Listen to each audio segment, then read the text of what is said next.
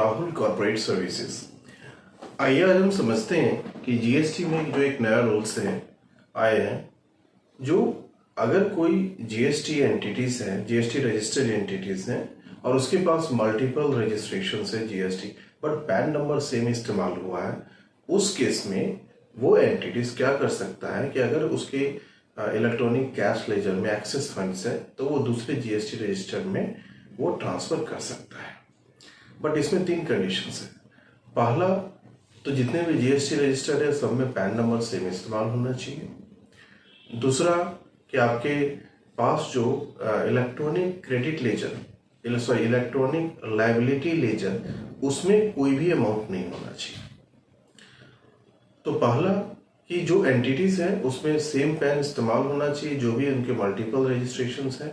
और तीसरा जो सेकेंड पॉइंट है कि जो इसके रजिस्ट्रेशंस हैं तो इसके जो इलेक्ट्रॉनिक कैश लेजर है इसमें अमाउंट होना चाहिए। और तीसरा, आपकी जो इलेक्ट्रॉनिक लायबिलिटी लेजर है उसमें कोई भी अमाउंट पेंडिंग नहीं होना चाहिए, कोई लायबिलिटी शो ऑफ नहीं होना चाहिए।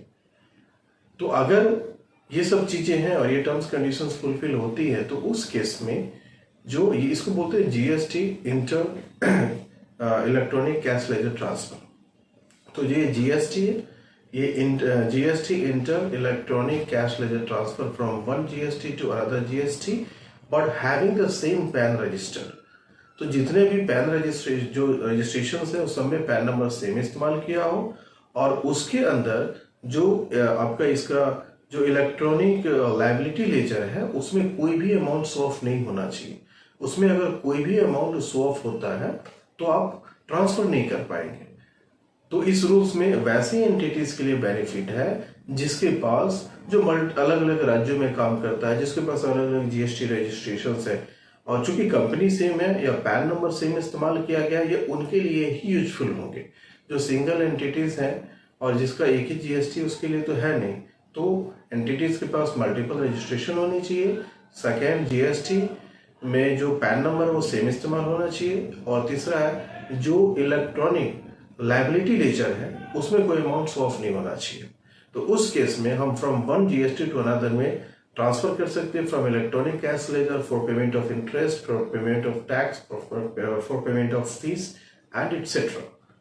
तो यहाँ पर बस ध्यान देना है कि पैन नंबर सेम होनी चाहिए मल्टीपल रजिस्ट्रेशंस में और उसके इलेक्ट्रॉनिक लायबिलिटी लेजर में कोई अमाउंट शो ऑफ नहीं होना चाहिए। उस केस में ये ट्रांसफर हो सकती है from electronic cash ledger amount from one GST to another GST having the same PAN registered. उम्मीद है कि इन्फॉर्मेशन आपको हेल्पफुल हुआ और अगर आपने हमारा चैनल सब्सक्राइब नहीं किया तो प्लीज चैनल को सब्सक्राइब कर दीजिए, लाइक कीजिए, शेयर कीजिए। और ताकि जो बिजनेस से रिलेटेड है, इनकम टैक्स से रिलेटेड है, जीएसटी से रिलेटेड है या मैनेजमेंट कंसल्टेंसी से रिलेटेड है या अकाउंटिंग से रिलेटेड है या अदर्स लॉज है, कॉर्पोरेट लॉज या आरओसी रिलेटेड है या कंपनी लॉ से रिलेटेड, सारी इंफॉर्मेशन आपको टाइम टू टाइम मिलता रहेगा और जो भी ड्यू डेट है उसकी जानकारी भी आपको मिलती रहेगी।